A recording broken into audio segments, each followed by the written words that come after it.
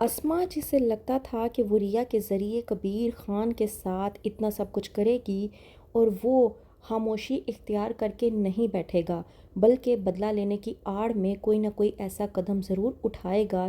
کہ جس کی وجہ سے وہ ریا کو کبیر کے خلاف مزید بھڑکانے میں ہو جائے گی کامیاب۔ لیکن کبیر جو کہ ان سب کے بعد خاموشی اختیار کر چکا ہے تو یہ بات اسما کو کھٹکنے لگی ہے اور اسما اس بات کو لے کر پریشان ہونے لگی ہے کہ آخر کار کبیر چاہتا کیا ہے۔ ڈرامے کے نیکسٹ ایپیسوڈ میں آپ لوگ دیکھیں گے کہ کس طرح سے کبیر کی خالہ ریا آتی ہے کبیر کی بیوی ریا سے ملنے کے لیے، اور جب آ کر دیکھتی ہے کہ ریا کس طرح سے سوگ اور ماتم والے حالت میں لیٹی ہوئی ہے، آ کر کہتی ہے کبیر کی خالہ ریا سے کہ تم بیواؤں کی طرح کیوں لیٹی ہوئی ہو اور اس طرح سے ماتم کیوں کر رہی ہو جیسے تم بیوہ ہو چکی ہو۔ وہیں پر ریا کبیر کی خالہ ریا کا منہ بند کروانے کی خاطر بولتی ہے اور کہتی ہے کہ ایسا کچھ نہیں ہے، میں تو بہت خوش ہوں کیونکہ ہم لوگوں نے اپنے دشمن کو مات دی ہے، ہم نے اپنے دشمن سے بدلہ لیا ہے۔ وہیں پر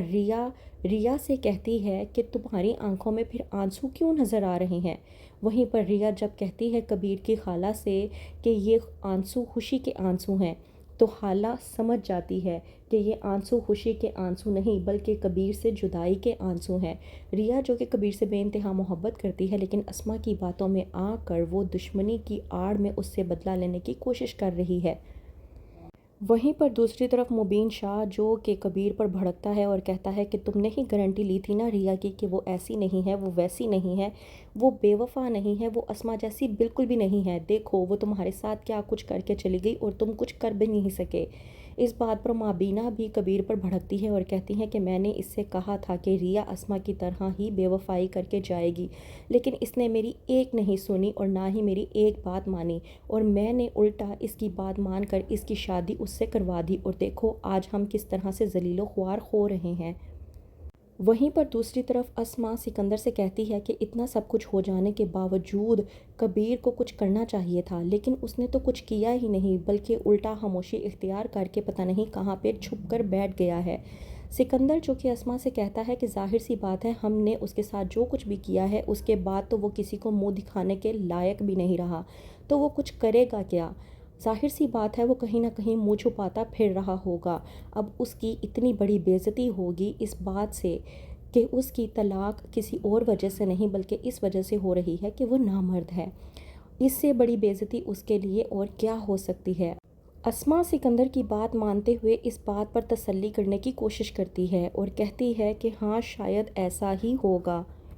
وہیں پر ریا جو کہ کبیر سے بے انتہا محبت کرتی ہے لیکن اسما کی باتوں میں آ کر اس نے اپنی زندگی کو تباہ و برباد کر دیا ہے لیکن وہ بے حد پچھتا رہی ہے اور یہ سوچ رہی ہے کہ اگر میں نے کبیر کے ساتھ غلط کر دیا اور میرے ساتھ بھی غلط ہو گیا تو اس طرح سے تو ہم دونوں کی زندگیاں برباد ہو جائیں گی۔ کیا واقعی ہی میں کبیر مجھ سے محبت کرتا تھا؟ کیا واقعی ہی میں کشف کے کہنے کے مطابق میں نے کبیر کے ساتھ کوئی زیادتی تو نہیں کر دی؟ کیا واقعی ہی میں اسما آپی کی باتوں میں مجھے نہیں آنا چاہیے تھا؟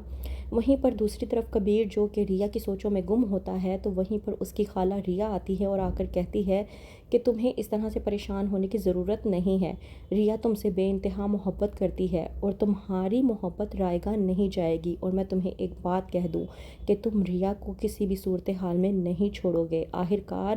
یہ کبیر خان کی محبت ہے، اپنے انجام تک پہنچ کر ہی رہے گی۔ کیا کہنا چاہتی تھی کبیر کی خالہ؟ کیا کرے گا کبیر اب ریا کے ساتھ؟ کس طرح سے اسے منائے گا اور اپنے پاس واپس لے کر آئے گا؟ کیا ہوگا آگے؟ مزید جاننے کے لیے دیکھتے رہیے ڈرامہ سیریل من مست ملنگ۔